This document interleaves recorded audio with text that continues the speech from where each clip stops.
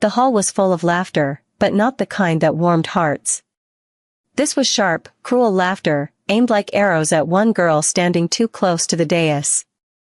Sarah kept her chin lowered, her hands clasped tight at her waist, but the words still cut through her silence. Barren. Useless. Worthless. The whispers slithered through the chamber like snakes, finding her no matter how still she stood. It had been this way for years. Every gathering, every feast, every moment when omegas were measured, weighed, judged. She had learned to stand motionless, to let her face remain as calm as stone even when her chest felt as though it was caving in. She had been called many things, but the word barren was the one that stuck, the one that followed her like a shadow she could never outrun. Tonight was supposed to be a night of celebration. The Alpha King had returned from war, victorious again. The nobles feasted on roasted meats and rich wines, omegas paraded like prizes, each one preening and simpering in hopes of being noticed. But Sarah stood apart, dressed plainly, eyes lowered, determined to draw no attention at all. Her life depended on it. The more invisible she became, the safer she remained. And yet fate had a way of dragging even the most careful into the fire. The sound of a goblet clattering to the ground snapped through the music of the feast. Silence followed. At the high table, Chancellor Hale rose, his thin lips curling in satisfaction as he gestured towards Sarah. "Your Majesty," he said smoothly, "is it not tradition, when celebrating victory, to also honor the strength of our pack's future? Should we not call forward the omegas for the blessing of fertility?" A ripple of excitement went through the chamber. Eyes turned to Sarah. She felt it like 1,000 knives, each glance slicing into her skin. The blessing ritual. The one thing she had prayed would not be demanded tonight. She fought to keep her breathing steady as Hale's smile widened. He knew what he was doing. He had always known. The Alpha King, Yarrick, leaned back in his chair, his gaze sweeping the room. Broad-shouldered, with eyes the color of amber firelight, he was every inch the warrior his people whispered about. His wolf prowled close to the surface, commanding respect with every movement. And yet, when his gaze settled on Sarah, something in it shifted, narrowed. She could feel it burn against her skin. "Bring her forward," Hale said, his voice like a knife sliding across whetstone. "Let us test her as we test the others." Her legs trembled as she stepped into the open space before the high table. She wanted to refuse, wanted to run, but omegas did not refuse the Chancellor. Not here. Not now. The priest appeared, carrying the small vial of salt whale, the liquid that was said to glow when brushed against the skin of fertile omegas. To glow meant life, legacy, worth. To stay dull meant shame, rejection, and worse. The whispers grew louder. "It won't glow. She's empty. Hollow. A waste of space." Sarah clenched her fists at her sides, nails biting into her palms. She had survived this humiliation before. She would survive it again. All she had to do was endure. The priest approached, fingers dipped in the oil. He reached for her forehead. The air thickened, heavy with anticipation. And then a voice cut through it, deep and commanding, carrying the weight of an alpha's authority. "Enough."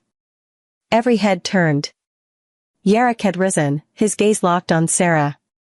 His hand rested on the edge of the table, the muscles in his arm taut as though restraining the wolf within. Hale's smirk faltered, replaced by a flicker of annoyance. "Your Majesty, the blessing is tradition. The people must." "Enough," Yarrick repeated, and there was no mistaking the growl beneath the word. The priest froze mid-step. The hall fell silent again, this time not with expectation, but with fear. The Alpha King's word was law. Sarah's heart pounded so loudly she was certain everyone could hear it. She stood trembling, uncertain what this meant. Why would he stop the ritual? Why her? She dared not lift her eyes, dared not breathe too loudly. Then his voice came again, lower this time, but sharper, cutting straight through her.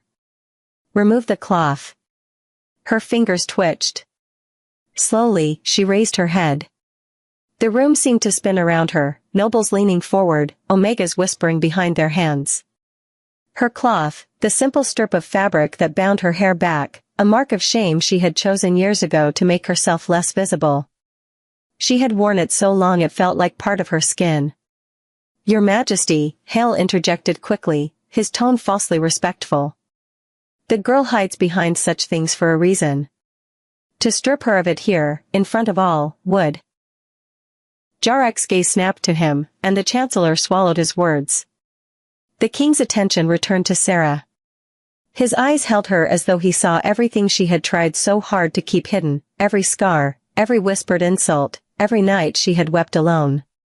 "Remove it," he said again, quieter, but this time it was not a command. It was something else, something deeper, something that made her chest ache. Her hands lifted slowly, almost against her will. Fingers found the knot at the back of her head. The cloth loosened. Her breath shook. For years, she had hidden behind the weight of that single strip of fabric, convincing herself it was protection. But now, under the Alpha King's gaze, it felt like armor turned to paper. The hall leaned forward, breathless. Sarah hesitated, the cloth still resting against her hair. In her chest, her wolf stirred restlessly, pressing against her ribs, whispering what she refused to believe. Her fingers pulled. The cloth slipped free. And for the first time, the Alpha King saw her, not the barren Omega mocked and discarded, not the girl bowed beneath insults, but the truth of her, raw and unguarded beneath the torchlight. The silence that followed was heavier than any laughter she had ever endured. It pressed in from every side, suffocating, unbroken until Yarek spoke. "You will not mock her again." The words rolled through the chamber like thunder, final and absolute. And Sarah, standing exposed with her shame laid bare before all, realized something terrifying. The Alpha King had just chosen to shield her. And nothing in her world would ever be the same again. The hall did not move. No one dared. The cloth still dangled in Sarah's trembling hand, and every whisper of silk seemed louder than a scream in the silence that followed the Alpha King's words. "You will not mock her again." Her heart raced so violently she feared her chest might split apart. For years, she had lived in the shadows of their cruelty, swallowed their taunts, bowed her head so their words struck her instead of anyone else. And now the Alpha King himself had dragged her into the firelight. But Jarek's gaze did not waver. His wolf prowled close to the surface, evident in the amber flare of his eyes, in the way the weight of his presence crushed the air until none could breathe without his permission. He was not defending her because he pitied her. She saw it in the set of his jaw, in the storm tightening his shoulders. No, he was defending something he had claimed, something he already saw as his. The realization left her dizzy.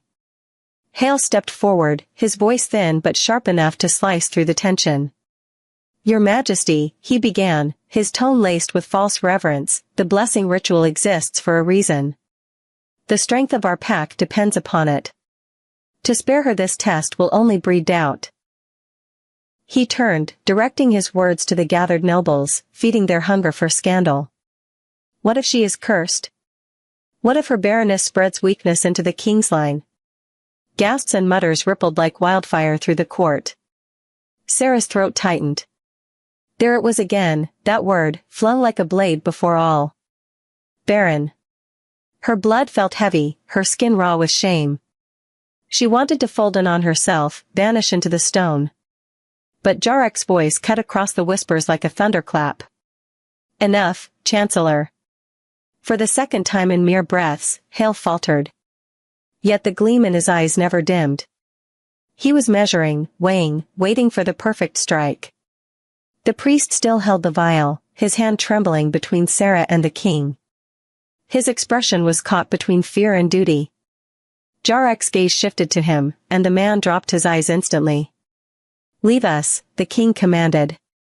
The priest bowed low and retreated, his sandals scuffing the polished stone. Sarah felt the weight of every noble's stare. They wanted a spectacle. They wanted her shame, her ruin, her expulsion. The air was heavy with their expectation, but instead of her collapse, it was the king who moved. Yarrick descended from the high table with the grace of a predator, each step unhurried, each one echoing in the stunned silence.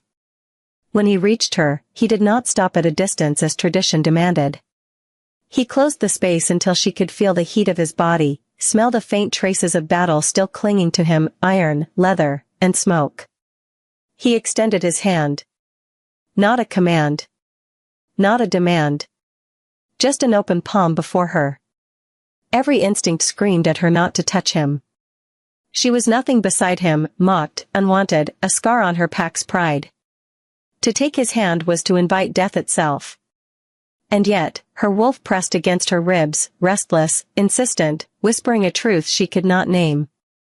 Her fingers shook as she lifted them, the cloth slipping from her grasp to the floor. She placed her hand in his. Gasps rippled again, louder this time, but Yarrick ignored them. His gaze remained locked on hers, as though the court had vanished, as though she was the only one in the room. His hand was warm, firm, grounding her trembling.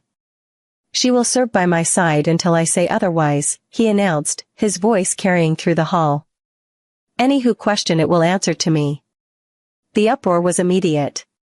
Nobles rose from their seats, voices overlapping in protest, shock, outrage. Hale stepped forward again, his expression triumphant despite the words. "Majesty, this is madness. To place a Baron Omega near your throne is to tempt disaster. The people will not stand for it. The council will not." "The council," Yarrick interrupted, his tone like the snap of a trap closing, "will remember who holds this crown." His eyes flickered golden again, the wolf straining close enough that several lords flinched back as though they had been struck. Hale swallowed his retort, his smile thinning to a tight line. "As you command, sire." But his eyes, sharp and calculating, found Sarah again. And she knew he would not stop. Not until he had dragged her to ruin. Yarrick turned to her, lowering his voice, though every ear strained to catch his words.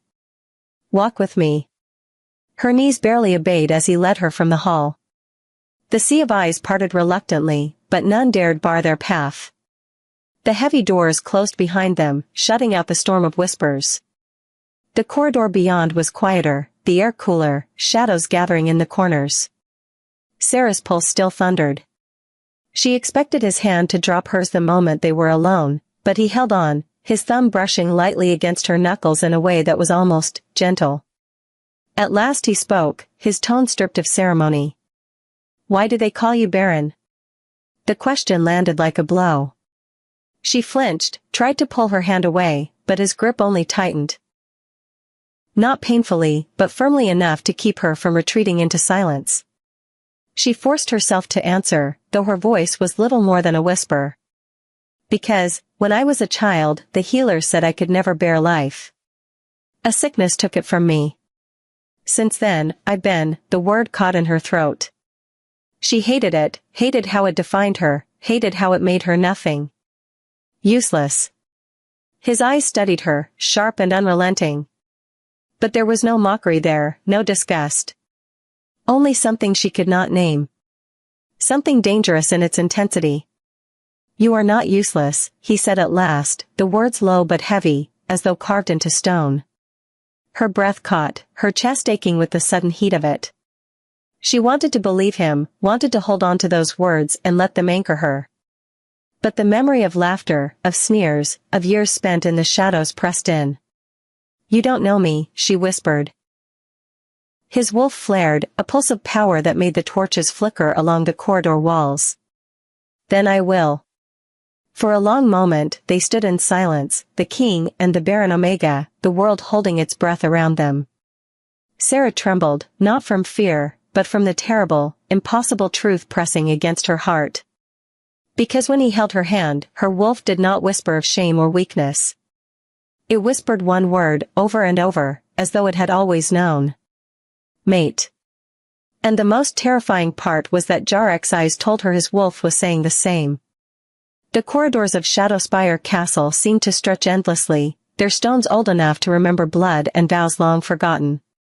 Sarah's feet barely touched the ground as Yarrick led her deeper into the private wing. His grip was steady, unyielding, yet not cruel. She had never been touched this way before, not as possession, not as pity, but as something different, something her trembling heart dared not name. They stopped before tall doors carved with wolves in mid-hunt. Guards bowed low, their gazes flickering curiously to the Omega the king brought at his side. No words were spoken.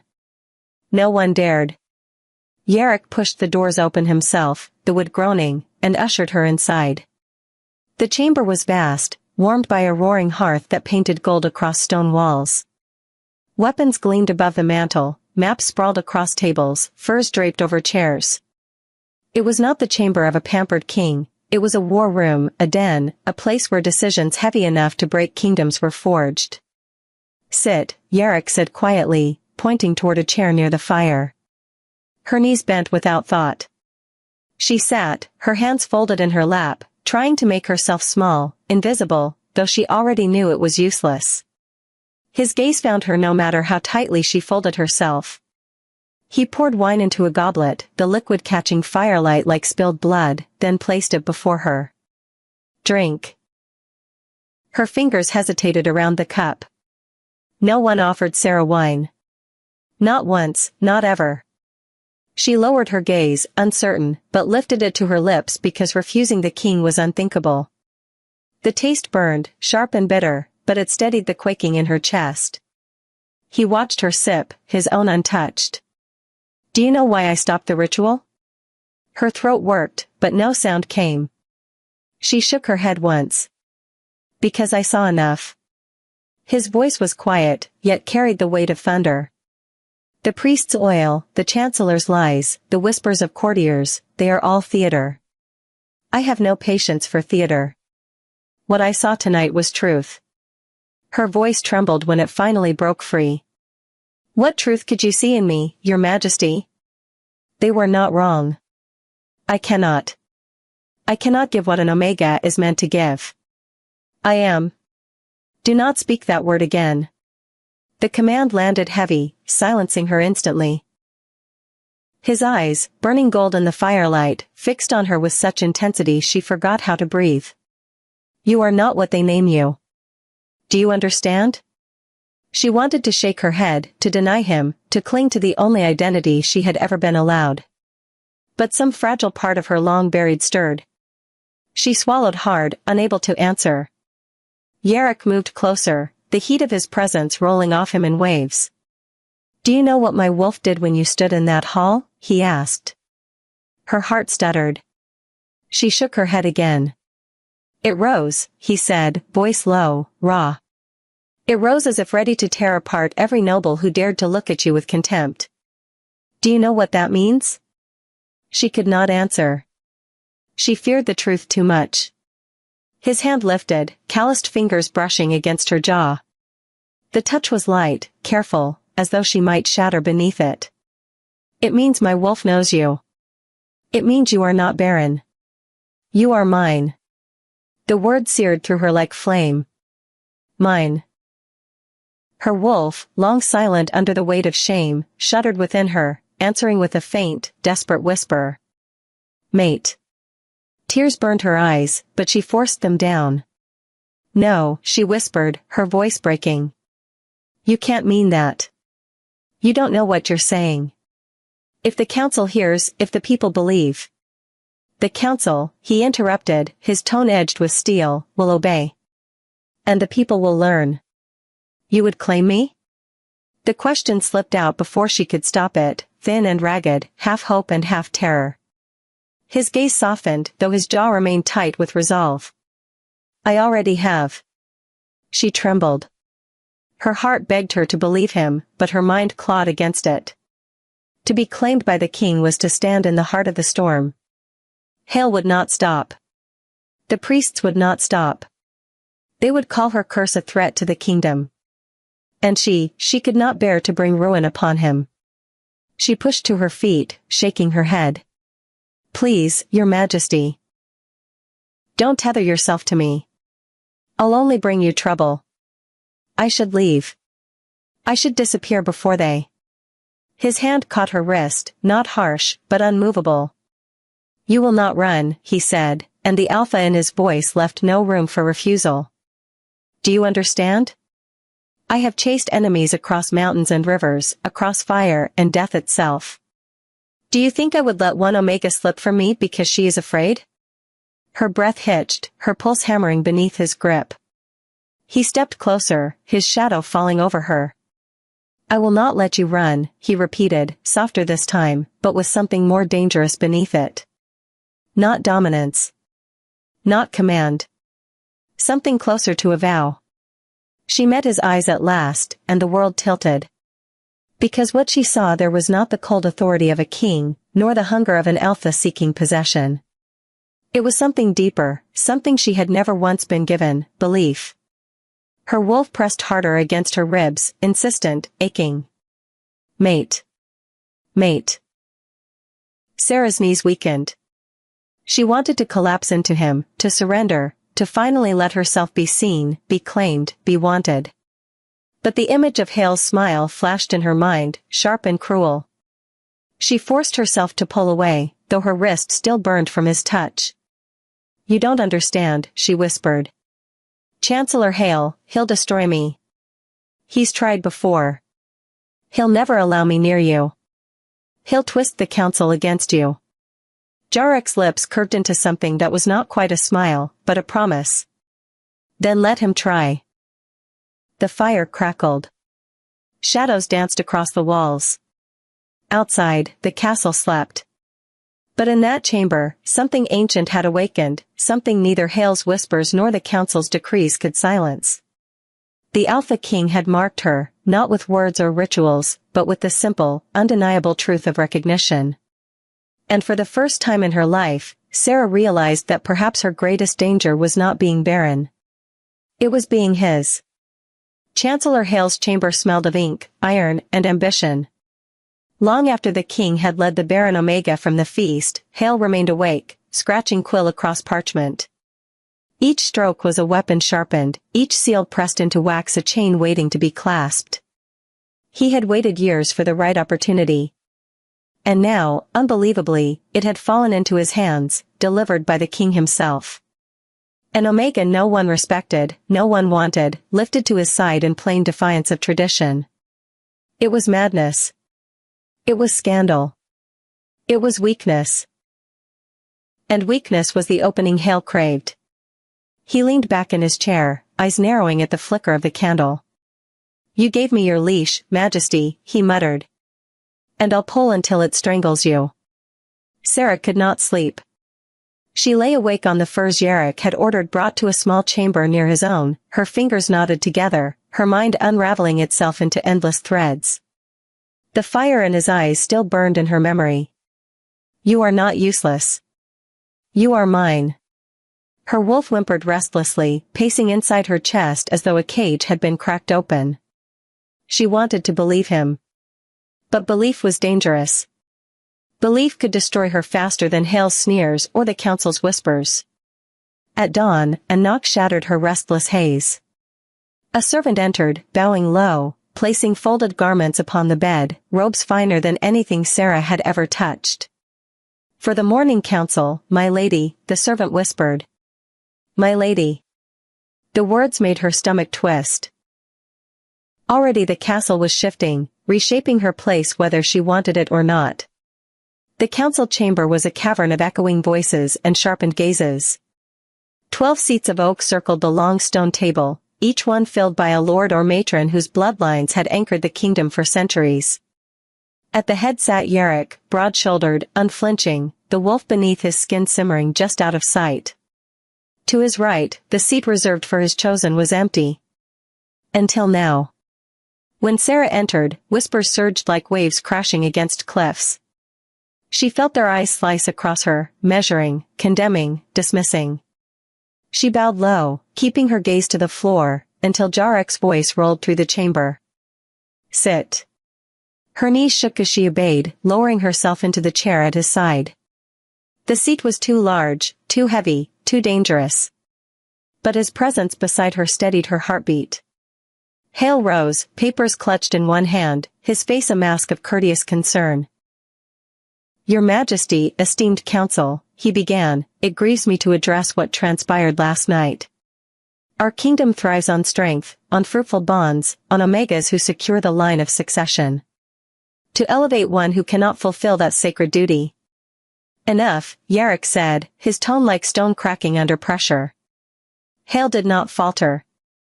He pressed forward, each word sliding like a knife between ribs. Forgive me, sire, but the people will whisper. They already do.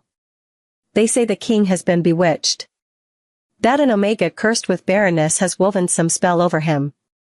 For the safety of the realm, I propose she be tested.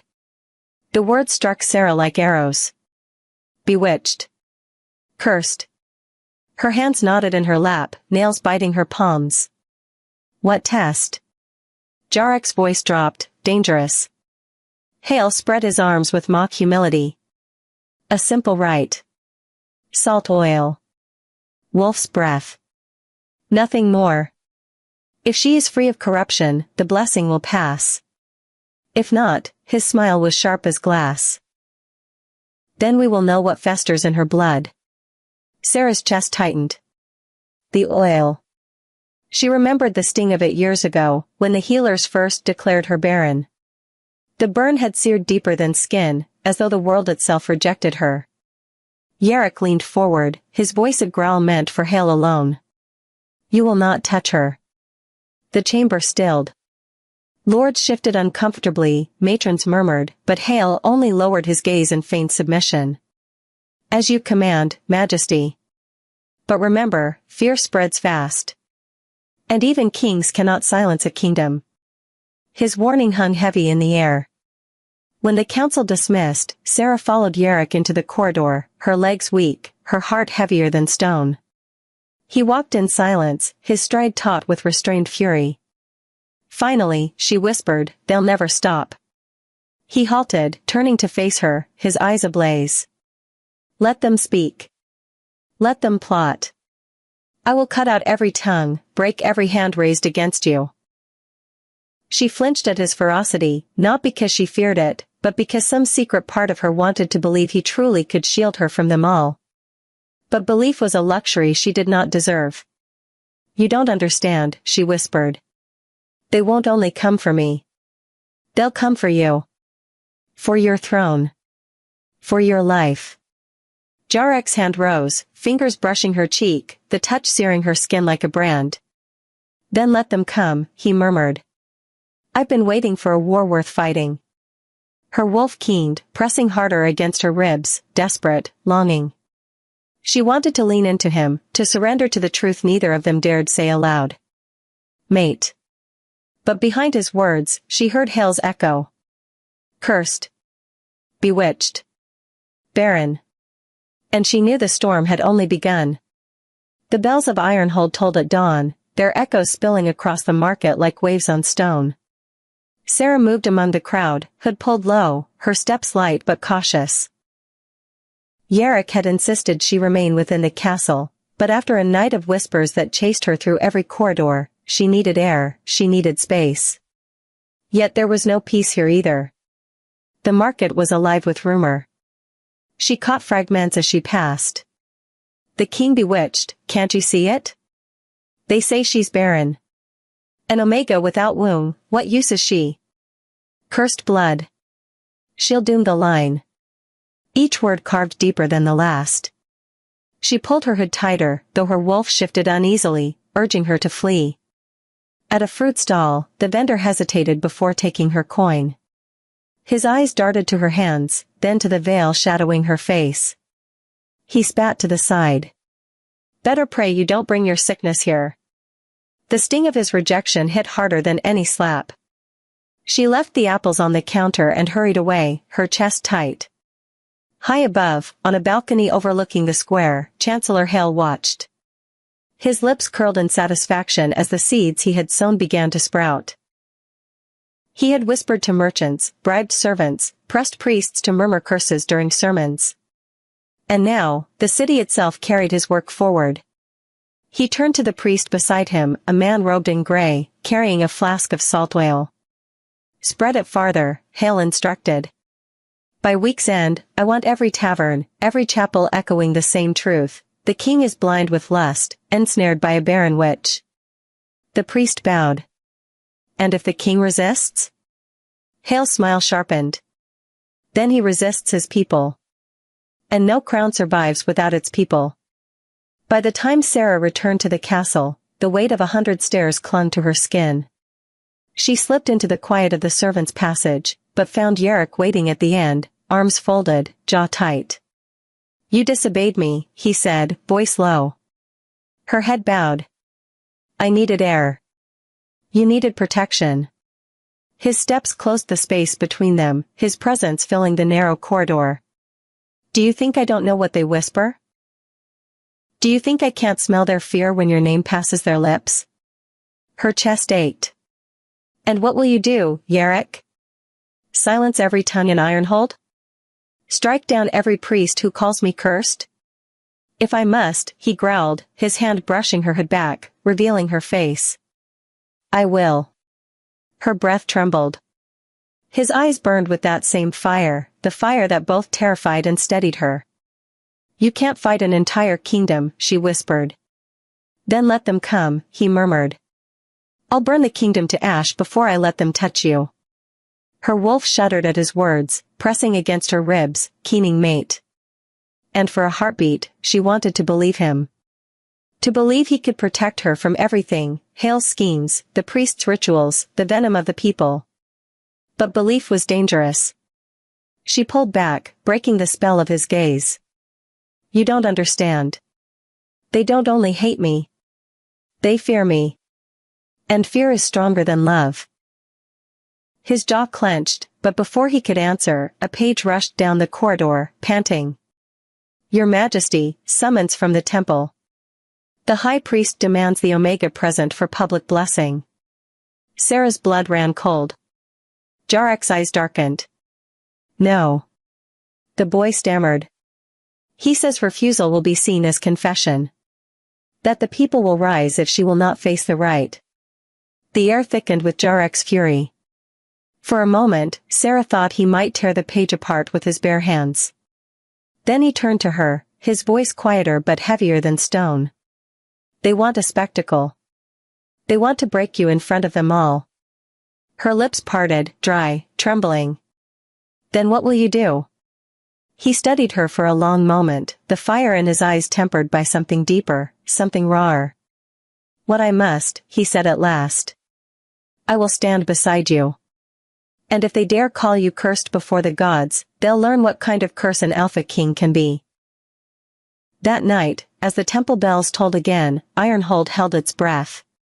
For the first time in generations, the king and his chosen Omega would walk into the temple not to be celebrated, but to be judged. And in the shadows, Chancellor Hale smiled. The trap was ready. The temple of Ironhold rose like a wound against the sky, black stone streaked with salt, its spire clawing toward the moon. Torches lined the steps, their flames bending in the cold wind, casting long shadows that writhed like restless spirits. Sarah's steps faltered as she climbed, her fingers brushing the worn grooves carved by generations of penitence. She had never entered these doors except as a child, when healers had pressed salt oil into her skin and pronounced her barren. The memory made her throat close. The crowd pressed close, a living wall of judgment. Their whispers lashed her from all sides. Barren witch. She'll curse the bloodline. The king's madness will cost us all. At her side, Yarrick moved like a storm contained in human skin. His presence cut a path through the mob, every glare silenced beneath the weight of his wolf. Still, their hatred clung to Sarah, 1,000 claws dragging her down. At the temple's threshold, the high priest awaited. Robes of gray, chains of iron dangling from his wrists, his face carved from stone. And behind him, Chancellor Hale, hands folded, expression smug. Your Majesty, the priest intoned. And the woman you bring before the gods. Yarrick's jaw flexed. Her name is Sarah. Speak it. The priest inclined his head with mock reverence. Sarah, then. She will undergo the blessing, as all whispers demand. Inside, the temple was colder than the night. Salt crystals lined the walls, their sharp scent stinging her throat. At the center burned a brazier of wolf's breath, the pale blue flames crackling with unnatural heat. A basin of oil sat beside it, shimmering faintly, hungry. Sarah's knees trembled as she stepped forward. The crowd poured in behind, their murmurs swelling against the vaulted ceiling. She felt the walls closing, the air thickening, her wolf pacing frantically inside her chest. The priest dipped his fingers into the oil. If you are pure, the flames will bless you. If cursed, the fire will consume you. Sarah froze. Every part of her remembered the last time, oil hissing against her skin, her wolf howling in pain, healers declaring her wound dead. Stop, Yarrick growled, stepping forward. This is nothing but cruelty masked as tradition. Hale's voice cut through, smooth and poisonous. If she is truly worthy, let the gods prove it. Or do you fear what they will reveal? The chamber hummed with tension. Nobles leaned forward, hungry for spectacle. The priest's hand hovered, oil dripping back into the basin. Jarrek's eyes locked on hers, blazing with defiance. You don't have to do this. Her lips trembled. If I refuse, they'll call it confession. His hand tightened at her back. Then let them choke on their lies. But the crowd's murmurs grew louder, pressing in like suffocating walls. Fear swelled, not just for herself, but for him. If she refused, they would not only condemn her. They would condemn their king as bewitched, unfit to rule. She lifted her chin, voice steadier than she felt. Do it. The oil burned cold at first, then seared like iron dragged across skin. Her wolf yelped, thrashing, but Sarah did not flinch. She would not give them the satisfaction of her pain. The priest pressed his hand harder, smearing oil across her brow, her chest, her stomach. Barren, he intoned. Let the flames reveal her truth. He stepped back and gestured. A guard seized her arm, pulling her toward the brazier. The blue fire roared higher, sensing prey. The chamber held its breath. Sarah closed her eyes, bracing for agony. But when the flames licked her skin, they did not devour. They bent. They curled around her like ribbons of light, wrapping her in pale blue fire that shimmered not with destruction, but with recognition. Gasps erupted. The priest staggered back, eyes wide. Impossible. Chancellor Hale's face twisted, fury breaking through his mask. Trickery. Witchcraft. Yet the flames did not burn. They pulsed in time with her heartbeat, glowing brighter until the chamber itself seemed to breathe with her. Her wolf stilled, no longer caged, but standing tall within her. Jarrek's voice rang out, fierce and certain. The gods have spoken. She is no curse. She is chosen. The crowd rippled, confusion fracturing their hatred. Sarah opened her eyes, and for the first time, she felt no shame in their gaze. The fire had not marked her barren. It had marked her as something else entirely. But as the light faded, Hale's whisper slithered through the silence. Chosen, or cursed beyond our understanding? The words landed like a shadow across the flame's glow. And Sarah knew. Whatever the gods had shown tonight, Hale would twist it into a weapon. The temple doors burst open, spilling the shaken crowd into Ironhold Square. Torches swayed as people shouted over one another, their voices a storm of confusion and dread. She stood in the fire. No human survives wolf's breath. It's not blessing. It's sorcery. Fear spread faster than truth ever could. By the time Sarah stepped into the night, whispers had sharpened into knives. Faces that only hours ago had sneered with mockery now stared with something far worse, terror. At her side, Jarrek's hand pressed firm at her back, guiding her down the steps. His wolf rumbled beneath his skin, radiating dominance that kept the mob from surging closer. But he could not silence their words. Behind them, Chancellor Hale descended slowly, each step measured, each pause deliberate, as though he were feeding the crowd with his calm. When he reached the square, he raised his arms. The square fell quiet, breathless. You have seen with your own eyes, Hale intoned. The flames bent to her. Not as blessing bends, but as prey bends to a master. Ask yourselves, What mortal blood commands fire? A ripple of unease moved through the crowd. She is barren, Hale continued, his voice low but carrying. Yet she lives where she should burn. If she defies the laws of nature in this, what else does she defy? Sarah's chest tightened. She wanted to shout, to beg them to see truth, but her voice would only feed his tale. Yarrick stepped forward, his presence crackling like thunder. Enough. The gods blessed her, not cursed her. You saw their answer. But Hale's eyes gleamed in the torchlight. Or their warning. That night, unrest rolled through the city like wildfire. Bells rang in warning. Taverns filled with speculation. By dawn, the market brimmed with fear-drunk rumors. She bewitched the fire itself. They say the king drinks from her hand. What if her curse spreads? In the council chamber, nobles gathered, their voices loud, their accusations louder. Hale sat at the head, speaking only when the room threatened to quiet. The people demand clarity, he said smoothly. If this woman is not a witch, let her prove it. If she is chosen, let her power serve us openly. But if she is corruption made flesh, Ironhold must be purged. Sarah stood at Jarek's side, her palms damp, her body rigid. She felt like prey surrounded by wolves, every gaze cutting her to pieces. One noble pointed a jeweled finger. Barren women have always been cast out. How much more dangerous is a barren witch? Another hissed, the line depends on heirs. She cannot give them. Why risk all for her? Jarek's growl silenced them. Because she is mine. The chamber stilled. His words hung like thunder, undeniable, unyielding. I am Alpha. And what I claim, no council will strip from me. But even his power could not smother the unease that spread in the silence. Hale leaned back in his chair, lips curved in the faintest smile. He had not won outright, but he had planted enough poison. Later, in the solitude of his private chambers, the fire burned low. Sarah sat near it, knees drawn close, the weight of the day pressing on her like stone.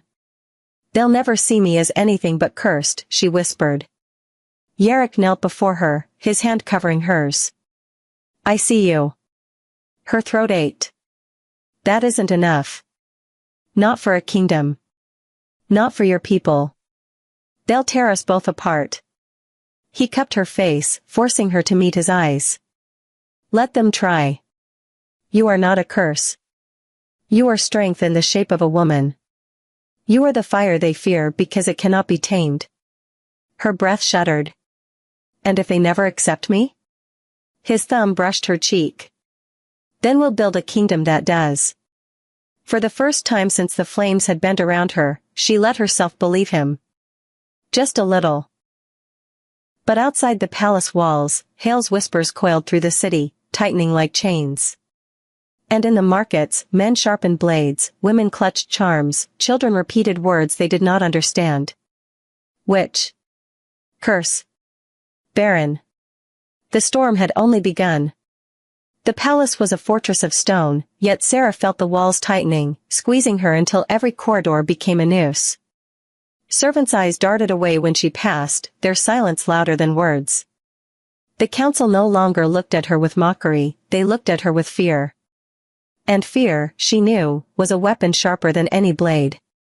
Yarrick had doubled the guards around her, but even within those walls, whispers slithered in. She could hear them through doors, along stairwells, behind tapestries. She commands fire. She's barren, but somehow chosen. The king is bewitched. It wasn't just Hale's voice anymore. It was the people's. One evening, as rain lashed the windows and thunder rolled over Ironhold, Yarrick gathered his closest men in the war chamber. Maps littered the table, candles guttering in the storm's breath. Sarah lingered at the edge, listening though she knew she wasn't meant to. They won't stop, Brennan, Jarek's most loyal captain, said grimly. Every market bellows her name. The priests fan the flames. If we silence one rumor, 10 more sprout. It's no longer a whisper, Majesty. It's a roar. And who do they follow? Yarrick asked, though his voice was already ice. Brennan hesitated. Hale. Sarah's stomach twisted. She had known Hale was dangerous, but to hear it spoken plainly, that the kingdom itself bent to his poison, drove the truth deeper. What does he want? She whispered before she could stop herself. Yarrick turned toward her, eyes shadowed. Power. And to get it, he'll strip you bare before the people until you break. The storm broke the next morning with a summons. Guards marched into the great hall, Hale at their head, carrying a parchment sealed with the council's crest. He read it aloud for all to hear, his voice steady, smooth, merciless. By order of the High Council of Ironhold, and in response to the unrest now threatening our borders and our people, the Omega Sarah shall face the trial of the hunt. By this trial, the gods themselves will determine her worth, or her guilt. Gasps rattled the hall. Sarah's breath left her in a rush. The trial of the hunt. Every child in Ironhold grew up fearing the story. An Omega accused of witchcraft, cast into the cursed woods at dusk. If she emerged alive by dawn, she was deemed blessed. If not, the forest claimed her. No one had ever returned. This is madness, Yarrick roared, his wolf snapping so close to the surface the air trembled. The trial is ancient barbarity. No one has survived it for generations. Hale bowed, every inch the humble servant, though triumph gleamed in his eyes. Then let her gods prove her survival. Or let her death prove her corruption. The council shifted uncomfortably, but none spoke. They had been cornered by Hale's rhetoric, trapped by the fear of the people. Sarah felt the weight of every eye pressing into her. Her heart hammered, yet her voice came steady. And if I refuse? Hale's smile was thin as a blade. Then Ironhold will know you fear the gods' judgment. And the people will rise until no stone of this palace remains standing. When the chamber emptied, Yarrick slammed his fist against the table, splintering wood. I'll kill him, he growled, teeth bared. I'll tear Hale apart with my own hands before I let him throw you to the wolves. Sarah stepped closer, laying her hand against his chest. His heart thundered beneath her palm, raw, untamed. If you kill him now, you'll prove his whispers true, that you've lost reason, that I've cursed your mind. And the people will never follow you. His jaw clenched, his breath ragged. Then what do you suggest? That I stand by while they drag you into those woods? Her throat tightened. Every part of her wanted to cling to him, to beg him to lock the gates and never let her leave. But she had seen the fire bend to her, seen how fear twisted that miracle into curse. If she ran now, she would never stop running. I don't suggest, she said softly. I accept. His head snapped toward her, eyes blazing. No. She held his gaze, even as her hands trembled. If I don't face this, they'll never stop. Not tomorrow, not next year. They'll gnaw us down to the bone. But if I do, her breath shook. If I survive, they can never call me cursed again. You won't survive, he hissed, pain lacing his voice. No one does. Then trust me to be the first. The silence that followed felt like a blade suspended above them both. Yarrick's wolf paced, restless, fighting between rage and despair. Finally, he seized her face in his hands, his forehead pressing hard to hers. If you go into those woods, I'll go with you. Her tears broke free. You can't. It's the trial of the Omega. They'll chain you here. Then I'll break the chains, he growled. For a long moment, neither moved. The storm outside had stilled, but inside, it raged louder than ever. At last, Sarah pulled back, her hand lingering against his jaw. If this is how I end, let me end as your Omega, not their curse. Yarrick's breath shook, his eyes burning with everything he could not say. You'll come back to me, he swore, though his voice broke. You'll come back, or Ironhold will burn. At dusk, the bells tolled again. The city gathered at the gates of the cursed forest, the air thick with fear and anticipation. Chains gleamed at Sarah's wrists, ceremonial, not for restraint but for tradition. Hale stood at the platform, his voice carrying. Let the gods decide. If she is blessed, dawn will reveal her. If cursed, the forest will feast. Sarah lifted her chin, meeting the eyes of the mob. She had been mocked, pitted, hated, and feared. But now, as the forest loomed before her like the mouth of some ancient beast, she felt something else entirely stirring in her chest. Not fear. Defiance. And as the gates creaked open, Jarek's voice rang out over the silence, rough with command, raw with love. You are not alone. The cursed forest breathed like a living thing. Branches tangled overhead, blotting out the moon until the night was thicker than ink. The air reeked of damp soil and iron, every breath Sarah took a reminder of the chains at her wrists. The crowd's roar had died behind her, swallowed by the trees. Alone now, she pressed forward, her heartbeat loud as thunder in her ears. She had heard the stories, shadows that whispered your fears back to you, beasts that wore the faces of loved ones, roots that bled when cut. And tonight, she would learn if the stories were true. The first came as whispers, low, taunting, curling between the trees. Barren, they hissed. Empty. Worthless. Her steps faltered. The voices slithered into her bones, echoing every cruel word she had ever endured. She saw the sneering faces of omegas in the market, the pitying eyes of healers, the laughter of courtiers. For a moment, the forest pressed closer, as though it, too, mocked her. But she forced her chin up. I've heard it all before, she whispered into the dark. And yet I stand. The whispers quieted, retreating like smoke. Hours dragged, each minute stretching into eternity. Branches clawed at her skin, and the ground seemed to pulse beneath her feet. Hunger gnawed at her, thirst burned her throat. The forest tested her body as much as her spirit. Then, out of the shadows, shapes emerged, wolves. Their eyes glowed silver, their fur bristling like firelight made flesh. She froze, breath shallow. These were no natural wolves, they moved like spirits, their bodies half-formed, slipping between matter and mist. One snarled, circling. Another lunged. Sarah lifted her chained wrists, bracing for teeth, when fire burst around her. Not from torch or flint, but from within. Flames coiled along the chain links, racing down her arms, wrapping her in a shield of light. The wolves recoiled with snarls, fading back into mist. Her chest heaved, terror mingled with awe. The fire bent to her again, just as it had in the temple. Only now, she did not shrink from it. She let it burn. But the forest was not finished. Near midnight, she stumbled into a clearing, the earth littered with bones. Human, animal, all bleached by time. And at its center rose a figure. Tall, cloaked, face hidden by shadow. Its voice carried like wine through dead branches. You should not be here, barren one. Her knees wanted to buckle. And yet I am. The figure tilted its head. You seek to prove worth. But what can an empty womb offer a kingdom? Sarah's heart cracked at the words, but she steadied her voice. I cannot give life as others do. But I can protect it. I can fight for it. I can burn for it. That is enough. The figure's shadow stretched, reaching for her.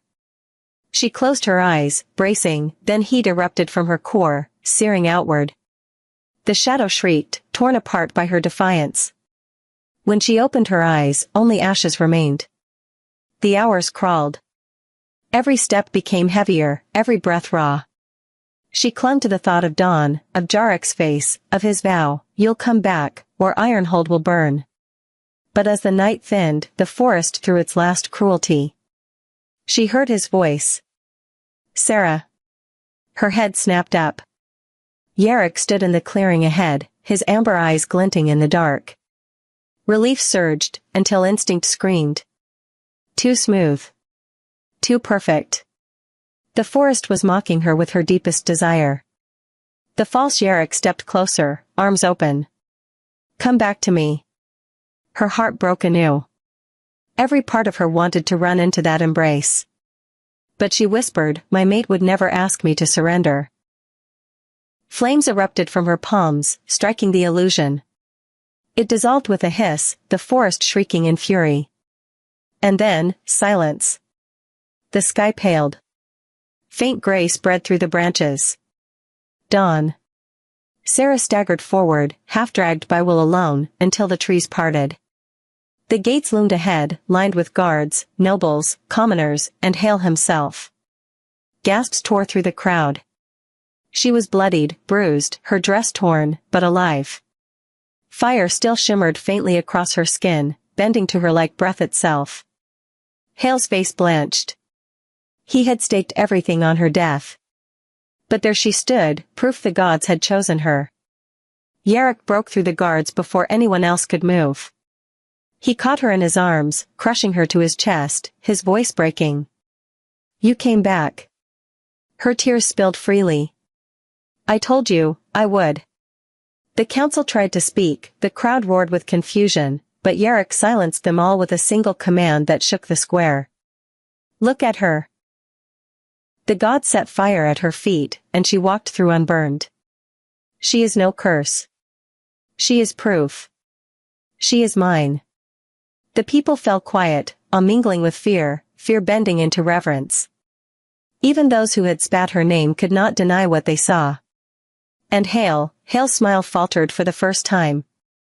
Sarah straightened in Jarek's arms, her voice carrying though it trembled. "You called me barren, worthless, cursed. But I am alive when none should be. The gods made me fire so I could burn your lies to ash." The square erupted, not in jeers, but in cries of belief, of worship, of fear turned into something else entirely. That night, Ironhold lit with torches not of anger, but of celebration. The trial of the hunt had not broken her. It had remade her. And as she lay in Jarek's arms, the fire of dawn spilling across the land, Sarah knew the truth she had carried all along. Her worth had never lived in her womb. It lived in her spirit, her defiance, her fire. And now, the whole kingdom knew it too.